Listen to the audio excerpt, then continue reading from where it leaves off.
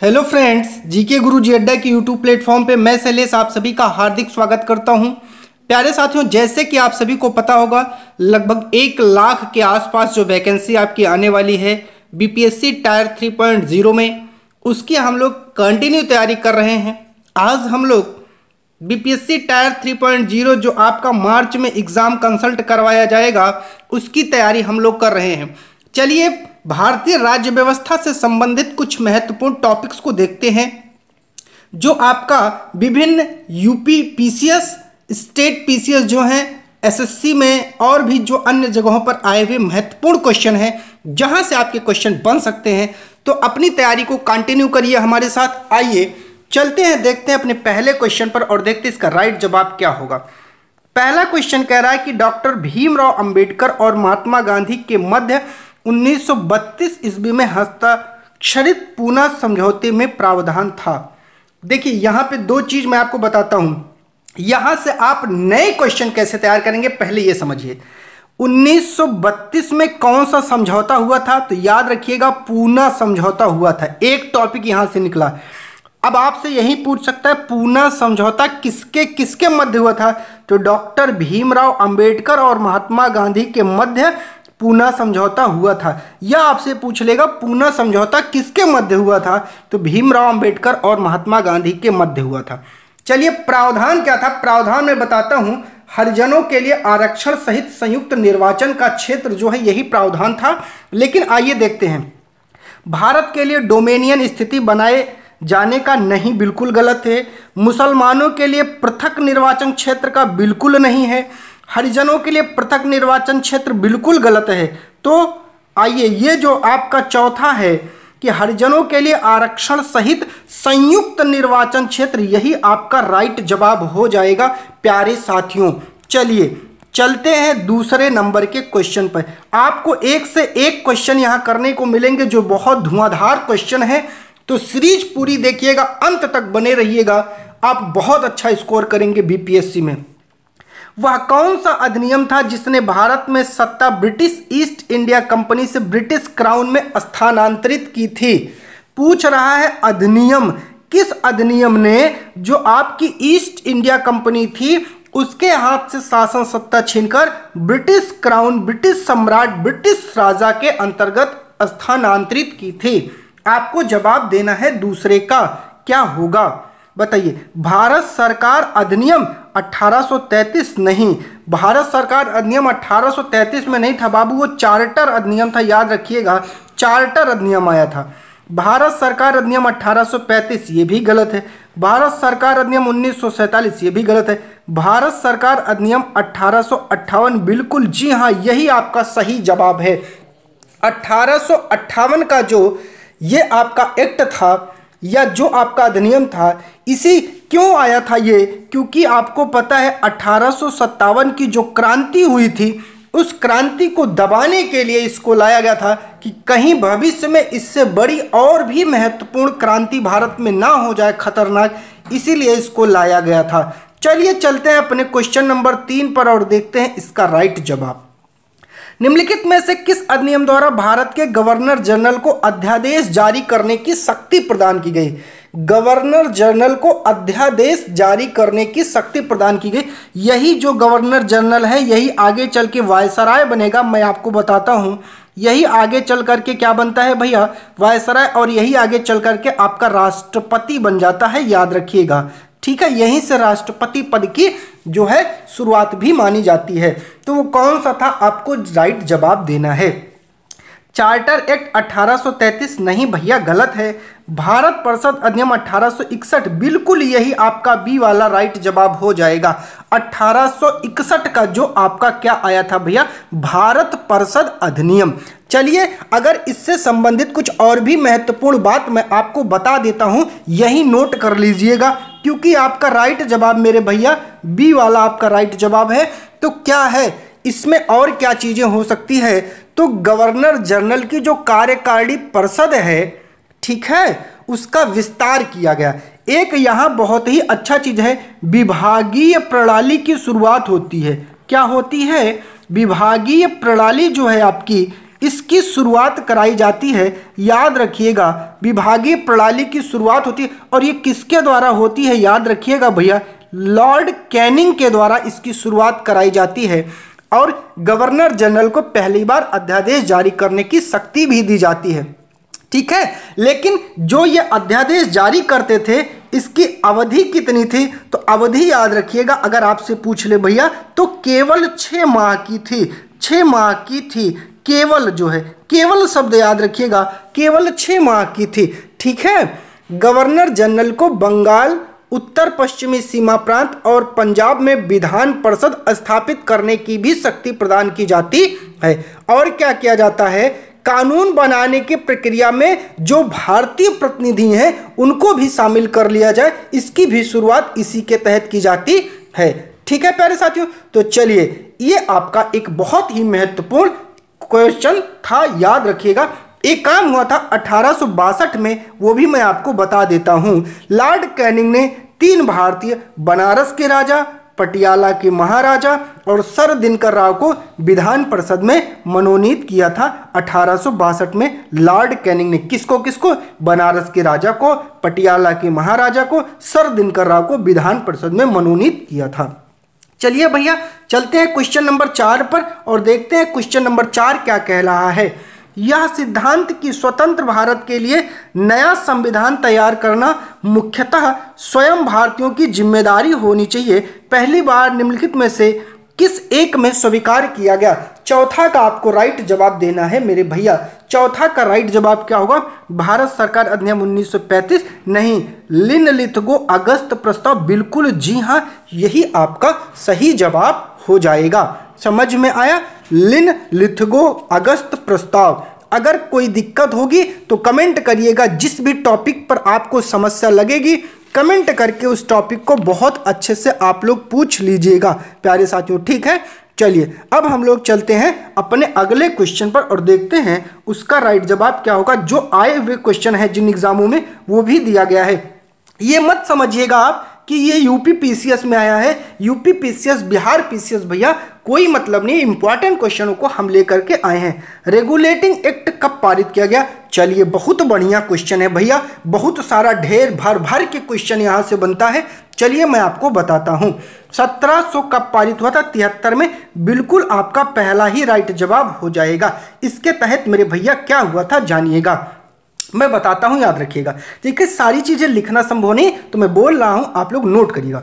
भारत में east India company के कार्यों को ये नियमित और नियंत्रित 2 काम करती थी। नियमित प्लस नियंत्रित करने के लिए इसको लाया गया था कि वो जो मनमाना काम कर रही है वो भैया उस पर रोक लगा दिया जाए। अर्थात कंपनी के शासन पर संसद का नियंत्रण स्थापित होता है। किसका? संसद का। पहली बार कंपनी के प्रशासनिक और राजनीतिक कार्यों को मान्यता मिलती है और क्या किया जाता है? केंद्रीय प्रशासन की नींव भी इसी के तहत रखी जाती है। अब यहीं आपको बता देते हैं, प्रथम गवर्नर जनरल जो बनते हैं वॉरेन हेस्टिंग बनते हैं। कौन बनते हैं? वॉरेन हेस्टिंग बनते हैं। इसी से संबंधित महत्वपूर्ण फैक्ट है, याद रखिएगा। कहाँ के बनते हैं भैया? बंगाल के। तो बंगाल के पहले जो आपके इस एक्ट के तहत बनने वाले प्रथम गवर्नर जनरल कौन है? वो वॉरेन हेस्टिंग थे। और जो बंगाल का गवर्नर था उसे ही बंगाल मतलब अब भारत का गवर्नर जनरल कहा जाएगा, याद रखिएगा ये भी। और क्या होता है? इसी एक्ट के तहत कलकत्ता प्रेसिडेंसी में एक ऐसी सरकार स्थापित की जाती है जिसमें गवर्नर जनरल और उसकी परिषद के 4 सदस्य होते थे। चलिए इसी के तहत आपका क्या होता है? 1774 में एक जो है सुप्रीम कोर्ट की स्थापना होती है कलकत्ता में। सुप्रीम कोर्ट की स्थापना कहाँ होती है? कलकत्ता में, याद रखिएगा, जिसके मुख्य न्यायाधीश थे एलिजाह इम्पे। ठीक है, और 3 अन्य न्यायाधीश थे चैम्बर्स, लिमेस्टर, हाइड। ठीक है, कंपनी को निजी व्यापार और भारतीय लोगों से उपहार इसको प्रतिबंध कर दिया गया। रिश्वत लेना भी प्रतिबंध इसी में किया गया था, याद रखिएगा। और क्या होता है? इसी अधिनियम के द्वारा ब्रिटिश सरकार को बोर्ड ऑफ डायरेक्टर के माध्यम से कंपनी पर नियंत्रण और मजबूत हो गया। भारत में इसके राजस्व, नागरिक और सैन्य मामलों की जो जानकारी है वो ब्रिटिश सरकार को देना अब क्या हो गया, आवश्यक कर दिया गया कि इन जानकारियों को ब्रिटिश सरकार को देना पड़ेगा। चलिए अभी हम आगे चलते हैं, क्वेश्चन नंबर 6 पे चलते हैं और देखते हैं क्वेश्चन नंबर 6 का भैया राइट जवाब क्या होता है। चलिए 6वें का आपको राइट जवाब देना है। भारत के गवर्नर जनरल को किस एक्ट के द्वारा अपनी समिति के निर्णय को अस्वीकार करने का अधिकार दिया गया? कि अगर गवर्नर जनरल को लगता है कि उसकी समिति या उसकी परिषद में जो भी सदस्य हैं वो उसको सही सुझाव नहीं दे रहे हैं तो वो उसको अस्वीकार कर दे। किसके तहत दिया गया? रेगुलेटिंग एक्ट में तो दिया ही नहीं गया। अभी मैंने रेगुलेटिंग एक्ट बताया आपको। 1784 का पिट्स इंडिया एक्ट बिल्कुल नहीं दिया गया था। 1786 का अमेंडमेंट एक्ट बिल्कुल राइट जवाब है, आगे चलना ही नहीं है। तो 1786 का जो आपका अमेंडमेंट एक्ट आया था इसी के तहत क्या किया गया था मेरे भैया, इसी के तहत उसको ये अधिकार दिया गया था, याद रखिएगा।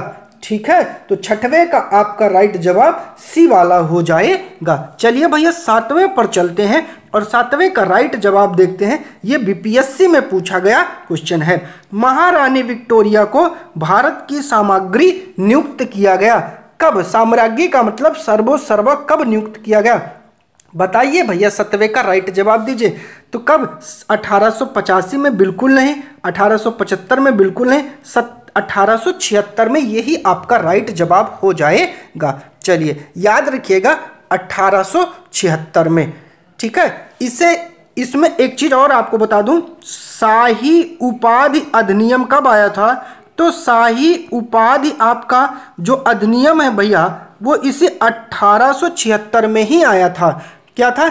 इस अधिनियम के द्वारा गवर्नर जनरल की केंद्रीय कार्यकारिणी में 6ठे सदस्य की जो है नियुक्ति कर उसे लोक निर्माण विभाग का कार्य सौंपा जाएगा।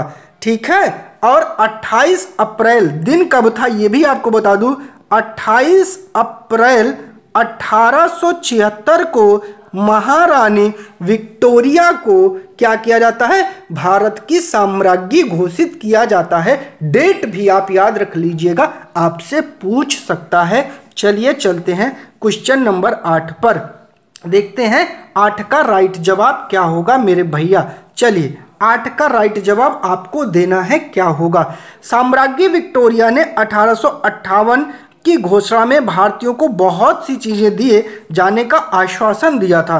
निम्न आश्वासनों में से कौन सा ब्रिटिश शासन ने पूरा किया? रियासतों को हड़पने की नीति समाप्त कर दी जाएगी, तो गलत है, इसको नहीं पूरा किया। देसी रजवाड़ों की यथास्थिति बनाई रखी जाएगी, बिल्कुल सही जवाब है। तो आगे देखते हैं, कूट का तो नहीं है। चलिए कूट नहीं है, तो जब आपको सही जवाब मिल गया है तो ये भी आपके गलत हो जाएंगे। चलिए भैया चलते हैं अगले क्वेश्चन पर, 9वें पर, और देखते हैं 9वें का राइट जवाब। मिंटो मार्ले सुधार का उद्देश्य क्या था? बताइए भैया क्या था? पृथक निर्वाचन प्रणाली, बिल्कुल सही जवाब। मिंटो मार्ले सुधार का उद्देश्य क्या था? तो यही था मेरे भैया, मिंटो और मार्ले इनके सुधार का जो है उद्देश्य। इसी को क्या कहा जाता है? याद रखिएगा 1909 का भारत शासन अधिनियम भी कहते हैं। भारत परिषद क्या कहते हैं? भारत परिषद अधिनियम भी कहते हैं मेरे भैया। किसको? मार्ले मिंटे जो सुधार अधिनियम था। चलिए इसमें क्या क्या हुआ था? पहली बार मुस्लिम समुदाय के लिए पृथक प्रतिनिधित्व का उपबंध किया गया, अर्थात मुस्लिम सदस्यों का चुनाव मुस्लिम मतदाता ही कर सकते हैं। ठीक है, इस अधिनियम ने सांप्रदायिकता को वैधानिकता प्रदान की, अर्थात यहाँ क्या है? सांप्रदायिक निर्वाचन के जनक मिंटो माने जाते हैं। क्या है ये? सांप्रदायिक, याद रखिएगा, सांप्रदायिक निर्वाचन के जनक, सांप्रदायिक निर्वाचन के जनक यही माने जाते हैं। निर्वाचन के जनक या फादर इनको ही माना जाता है, याद रखिएगा।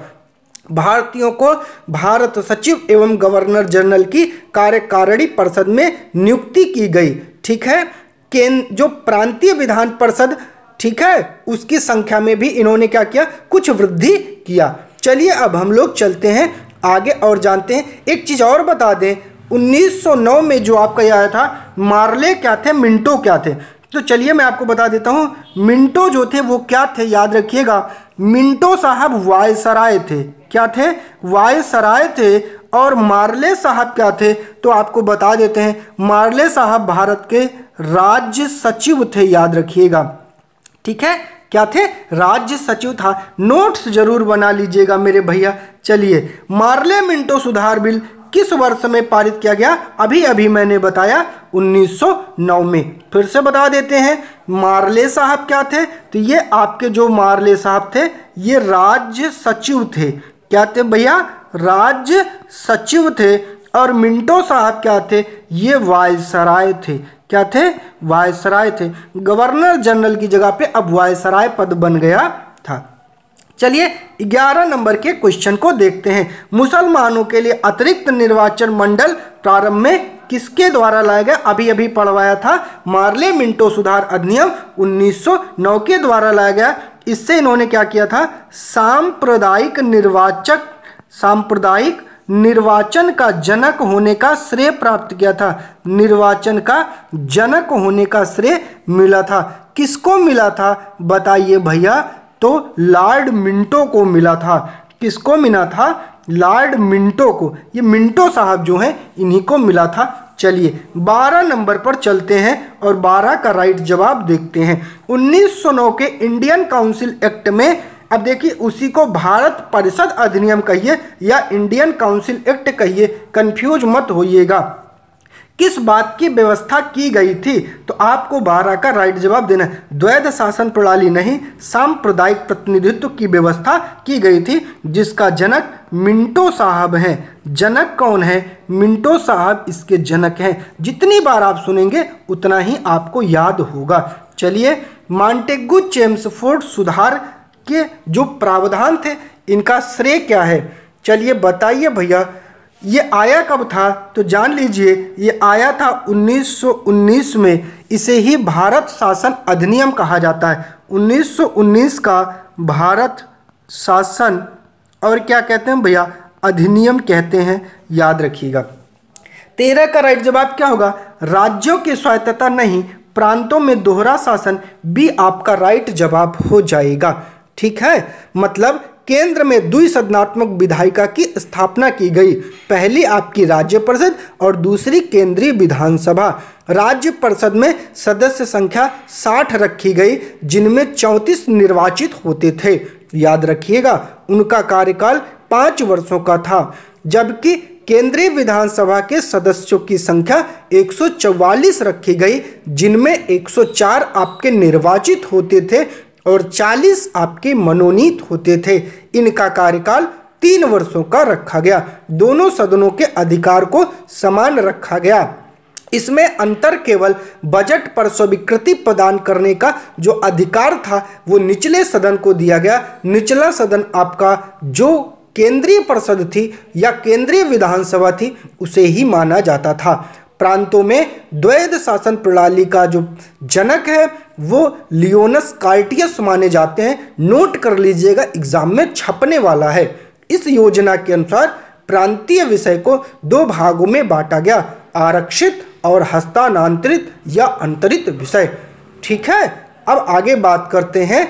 भारत सचिव को अधिकार भी दिया गया कि भारत में महालेखा परीक्षक की वो नियुक्ति कर सकता है। ऐसे बहुत सारे प्रावधान किए गए। चलिए आगे चलते हैं और देखते हैं अगला क्या कह रहा है। 1946 का कैबिनेट मिशन 3 मंत्रियों से गठित था। निम्नलिखित में से कौन इसका सदस्य नहीं था? मतलब 3 थे और चौथा नहीं था। आपको 14 का राइट जवाब देना है। पैथिक लॉरेंस थे, एवी अलेक्जेंडर थे, स्टेफोर्ड क्रिस्प थे। तो इसका मतलब ये तीनों थे। तो जो आपका चौथा ऑप्शन है वही गलत हो जाएगा। चौथा क्या था? जो है लॉर्ड एमरी, ये आपके नहीं थे। चलिए आगे चलते हैं। कैबिनेट मिशन योजना के विषय में कौन सा सही नहीं है? 15 का आपको राइट जवाब देना है। प्रांतीय सामूहिकरण बिल्कुल था। भारतीय सदस्यों का अंतरिम मंत्रिमंडल, ठीक है। पाकिस्तान की स्वीकृति ये नहीं था, ठीक है। और संविधान का निर्माण था। तो चौथा सी आपका राइट जवाब हो जाएगा। जो था वो आपका गलत हो जाएगा। तो 15 का भैया सी आपका राइट जवाब हो जाएगा। चलिए 16 पर चलते हैं और देखते हैं राइट जवाब। भारत का संविधान लागू होने तक स्वतंत्रता के पश्चात इसका शासन किसके अंतर्गत चलाया जाएगा? भारतीय नेताओं के परामर्श से बने कानून द्वारा? बिल्कुल नहीं। इंग्लैंड के संविधान के अनुसार? बिल्कुल नहीं। 1935 के भारत शासन अधिनियम के द्वारा। चलिए कुछ बातें बता देता हूं, याद कर लीजिएगा। यह साइमन कमीशन की रिपोर्ट पर आधारित था। किसकी रिपोर्ट पर? साइमन कमीशन की रिपोर्ट पर आधारित था। इसमें 391 याद रखिएगा, 321 अनुच्छेद थे, नोट कर लीजिएगा, और 10 अनुसूची थी। क्या थी? 10 अनुसूची थी मेरे भैया, नोट कर लीजिएगा, छपने वाली चीज है एग्जाम में। कुछ विशेषता है। अखिल भारतीय संघ बनाया गया। संघ में 11 ब्रिटिश प्रांत और 6 चीफ कमिश्नर के क्षेत्र और कुछ देशी रियासतों को भी शामिल किया गया था। ठीक है। प्रांतीय स्वायत्तता की घोषणा होती है। केंद्र में द्वैध शासन की स्थापना यहीं से लाया जाता है। संघीय न्यायालय की व्यवस्था की जाती है। ब्रिटिश संसद की सर्वोच्चता को यहीं मान्य किया जाता है। भारत परिषद का अंत कर दिया जाता है और सांप्रदायिक निर्वाचन पद्धति का विस्तार किया जाता है। इतनी सारी चीज़ों का इसमें प्रतिभाग हुआ था। नोट किए रहिएगा, जो बोल रहे हैं उसको नोट करिएगा प्यारे साथियों, सब कुछ लिखना संभव नहीं है। भारतीयों को वर्ष 1947 में सार्वभौम सत्ता सौंपने की जो योजना है निम्न में से किस नाम से जानी गई? आपको 17 का राइट जवाब देना है, जल्दी से बताइए।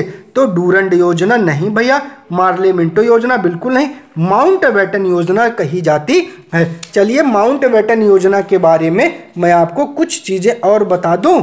चलिए 1947 में ब्रिटिश संसद में 4 जुलाई 1947 को भारतीय स्वतंत्रता अधिनियम पारित हुआ। कब पारित हुआ? नोट कर लीजिएगा डेट, 4 जुलाई 1947 को। 18 जुलाई 1947 को ये स्वीकृत होता है और इसमें 20 धाराएं थी, याद रखिएगा।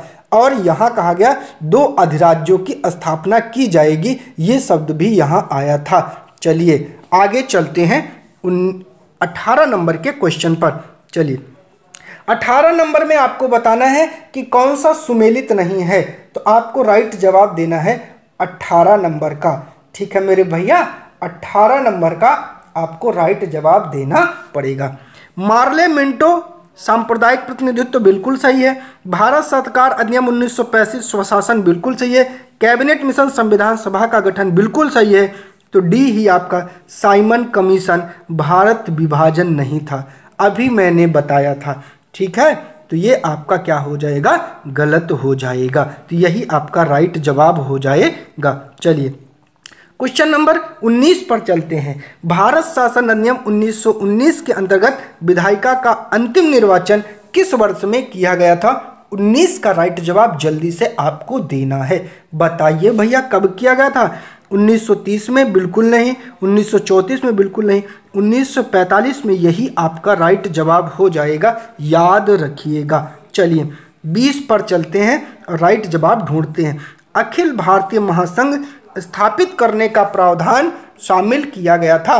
20 का राइट जवाब दीजिए। भारत शासन अधिनियम 1935 में किया गया था, राइट जवाब हो जाएगा। चलिए 21 पर चलते हैं और राइट जवाब देखते हैं। निम्न में से अगर आपसे बात करूं मैं कि किस अधिनियम ने केंद्र में द्वैध शासन प्रणाली को स्थापित किया, अभी विस्तार से आपको बता करके आया हूं।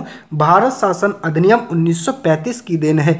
ठीक है, द्वैध शासन प्रणाली क्या है अगर आपको जानना है तो मैं बता देता हूं।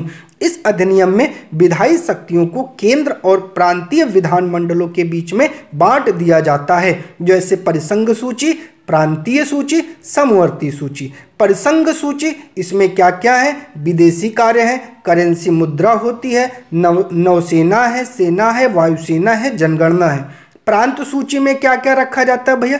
तो प्रांत सूची में पुलिस है, प्रांतीय लोक सेवा है, शिक्षा है। समवर्ती सूची में जिसमें दोनों का अधिकार है, केंद्र और राज्य का, उसमें है दंड विधि और प्रक्रिया, सिविल प्रक्रिया, विवाह एवं विवाह विच्छेद आदि से संबंधित जो भी कानून होते हैं। चलिए ठीक है, आगे चलते हैं और देखते हैं 22 नंबर का क्वेश्चन और राइट जवाब क्या होगा। संघीय प्रणाली का पहला प्रयास भारत सरकार अधिनियम द्वारा किया गया। 22 का जल्दी से राइट जवाब दे दीजिए भैया, क्या होगा? तो 22 का राइट जवाब आपको देना है, क्या होगा? तो मैं बता देता हूं, इसका राइट जवाब है 1935। ठीक है, संघीय प्रणाली का अभी अभी मैंने करवाया था, तो ये दोनों ऑप्शन तो आपके पहले ही गलत हो जाएंगे। जी हाँ, सी वाला 1935 दिया है, आपका राइट जवाब हो जाएगा। चलिए भैया 23 नंबर पर चलते हैं। किस अधिनियम की प्रमुख विशेषता प्रांतीय स्वायत्तता थी? तो 23 का जल्दी से राइट जवाब दीजिए 1935। यही मैंने अभी बताया था, प्रांतीय स्वायत्तता की बात यहाँ की गई थी। अर्थात इस अधिनियम के द्वारा प्रांतों में द्वैध शासन व्यवस्था का अंत कर उन्हें एक स्वतंत्र और स्वशासित संवैधानिक आधार प्रदान किया गया। क्या किया गया?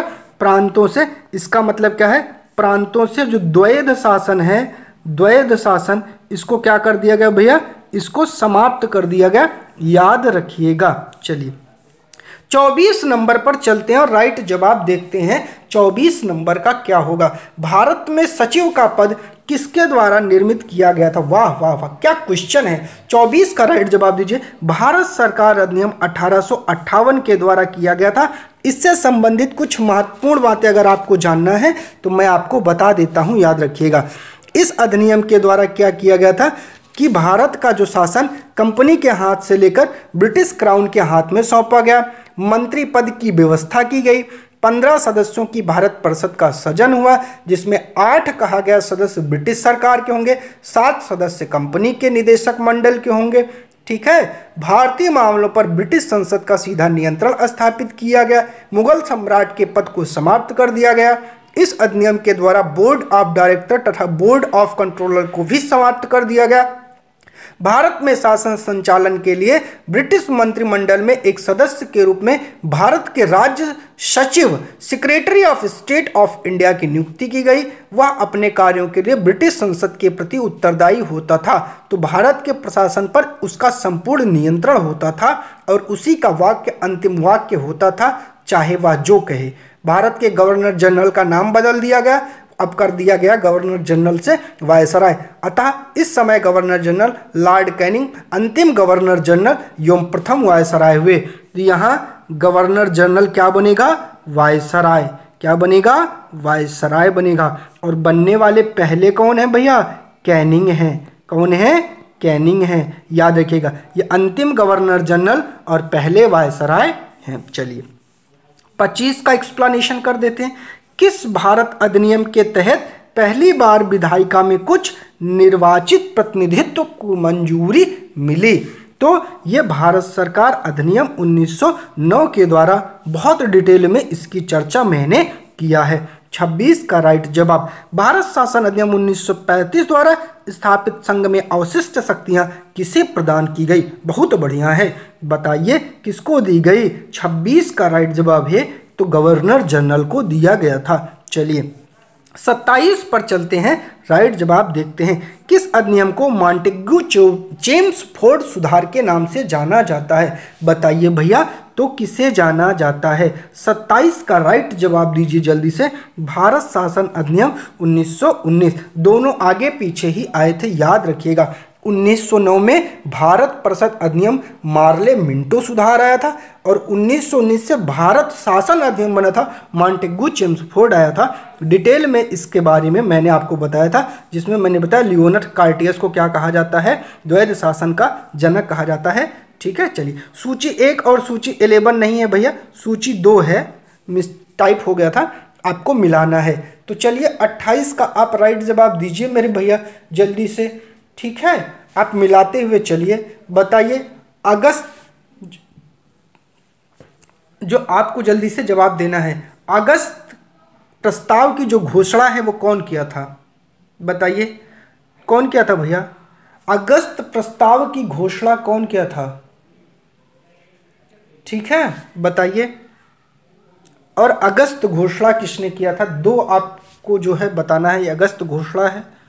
चलिए अच्छा, ये है अगस्त प्रस्ताव है, अगस्त संकल्प है, प्रत्यक्ष कार्यवाही है। चलिए मैं आपको बता देता हूं अगस्त की घोषणा किसने किया था, याद रखिएगा। तो देखिए जो अगस्त घोषणा है वो लॉर्ड मॉन्टेग्यू ने किया था। कौन किया था? मॉन्टेग्यू। अब ऐसे लिख दे रहे हैं, आप लोग मिला लीजिएगा, मॉन्टेग्यू ने किया था। चलिए अब यहाँ मिला देते हैं। अगस्त प्रस्ताव को कौन, जो है अगस्त प्रस्ताव, लिनलिथगो,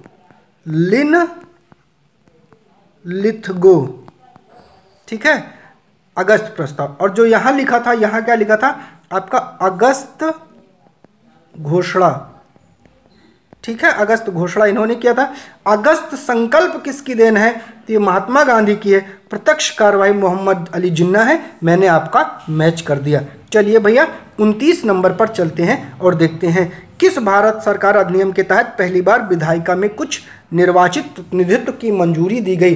चलिए भैया 29 का आपको राइट जवाब देना है। बताइए भैया, मिलाना है, जल्दी से मिला दीजिए। 29 का राइट जवाब आपको देना है, पेपर में छपने वाला क्वेश्चन है।